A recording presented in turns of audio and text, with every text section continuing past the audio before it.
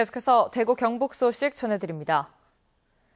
대구와 경북 지역은 대체로 맑고 건조한 가운데 낮부터 추위가 풀렸습니다.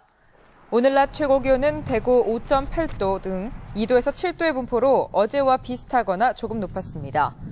내일 아침 최저 기온은 대구 영하 4도 등 영하 13도에서 영하 3도, 낮 최고 기온은 대구 7도 등 4도에서 7도의 분포로 오늘과 비슷하거나 조금 더 높겠습니다.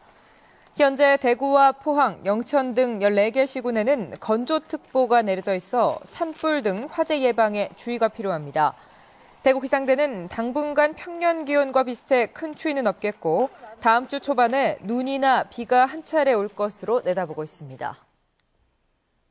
지난해에 이어 올해도 대구 지역은 희망 나눔 성금 모금이 끝나기 전에 목표를 달성해 사랑의 온도탑이 100도를 넘었습니다. 하지만 연말연시 2달 동안에만 기부가 집중돼 연중 내내 이웃사랑을 실천하는 선진 기부 문화의 정착이 필요해 보입니다. 김은혜 기자입니다. 대구 동성로에 있는 사랑의 온도탑. 지난해 11월 20일 성금 모금이 시작된 지 55일 만에 100도를 넘어섰습니다. 올해 목표액은 60억 4천만 원.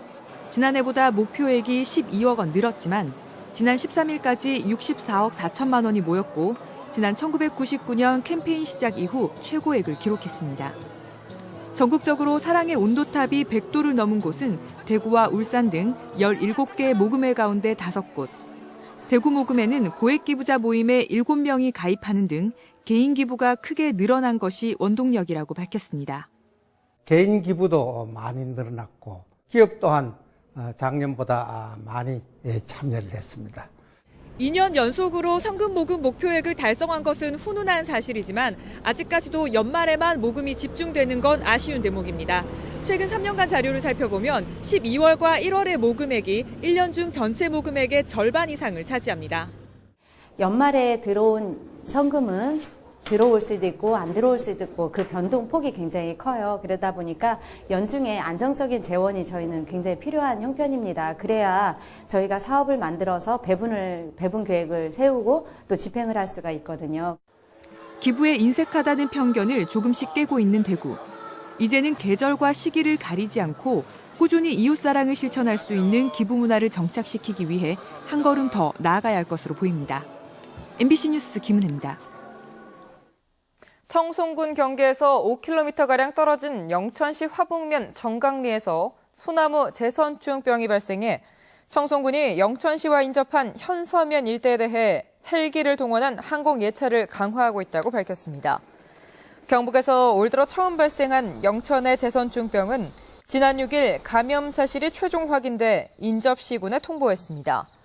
앞서 지난해 하반기 포항과 경주 지역에서 제선충병이 급속하게 확산돼 약 10만 그루의 소나무가 피해를 입은 것으로 분석됐습니다.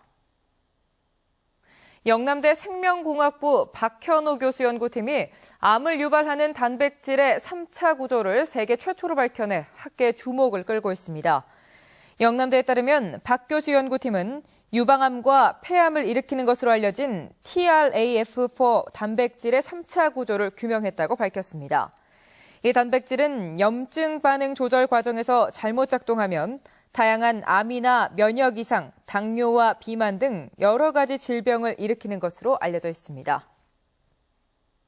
대구와 경북 지역 실업자가 늘었습니다. 통계청에 따르면 지난달 대구 지역 실업자는 4만 5천여 명으로 지난해 같은 기간에 비해 8천 명이 늘어 실업률이 지난해보다 0.6%포인트 증가한 3.6%를 기록했습니다. 지난달 경북 지역 실업자는 5만 3천 명으로 지난해 같은 기간보다 2만 5천 명이 늘어 실업률이 지난해보다 1.5%포인트 증가한 3.8%였습니다. 엔화 가치가 급락하면서 철강업계가 수출에 어려움을 겪고 있습니다. 한국은행은 원엔 환율이 1% 떨어지면 철강 수출이 0.27% 감소한다고 분석했습니다. 엔화 하락에 따른 철강업계 상황 임회도 기자가 취재했습니다.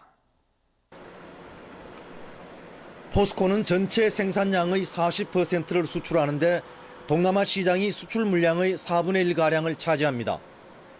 동남아 시장은 특히 일본과의 경쟁이 치열해 엔저 현상이 포스코의 가격 경쟁력에 큰 부담이 되고 있습니다.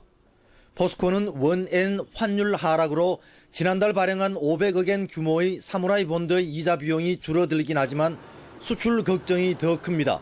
엔지 현상에 따라 일본 업체들의 가격 경쟁이 높아질 것으로 보여 다소 우려되는 상황입니다만 회사는 고부가 가치 제품 경쟁력 향상 등을 통해 수익성 강화에 더욱 힘을 쏟을 계획입니다. 포항철강공단 입주업체들은 지난해 40억 달러를 수출해 목표 44억 달러의 90%에 그쳤습니다. 글로벌 경기 침체에 원화 가치 상승이 주된 요인이었는데 엔화의 급락이 올해 수출에도 먹구름을 들이오고 있습니다. 지난해 수출 실적은 목표의 90%에 그쳤는데 현재 엔저 현상이 지속될 경우 올해 수출에도 상당한 어려움이 예상됩니다. 한국은행은 최근 보고서를 통해 원엔 환율이 1% 떨어질 때 한국산 철강의 수출 물량은 0.27% 감소한다고 분석했습니다.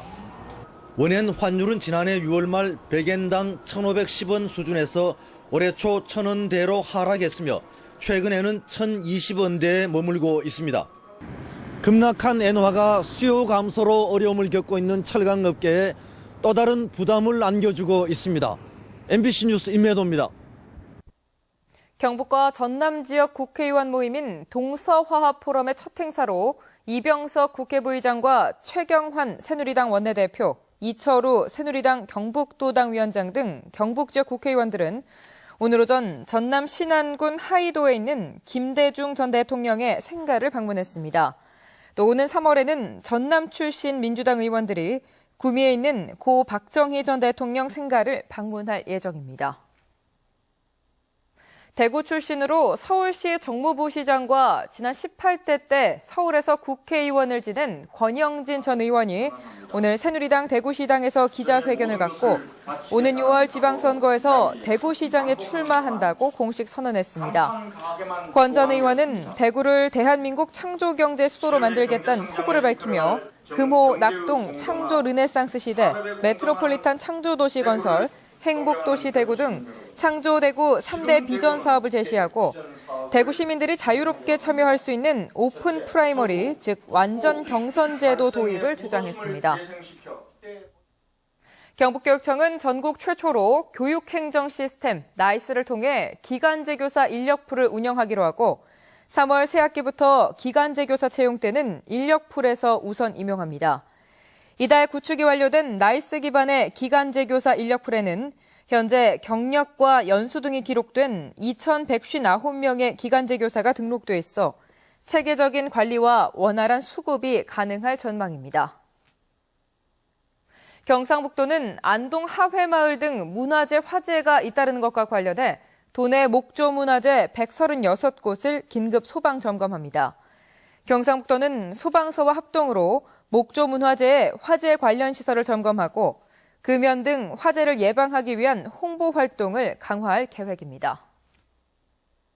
대구와 경북지방경찰청은 6.4 지방선거를 앞두고 공명선거 분위기를 조성하기 위해 오늘부터 다음 달 2일까지 선거사범 집중단속에 나섭니다. 대구 경북 소식이었습니다. 고맙습니다.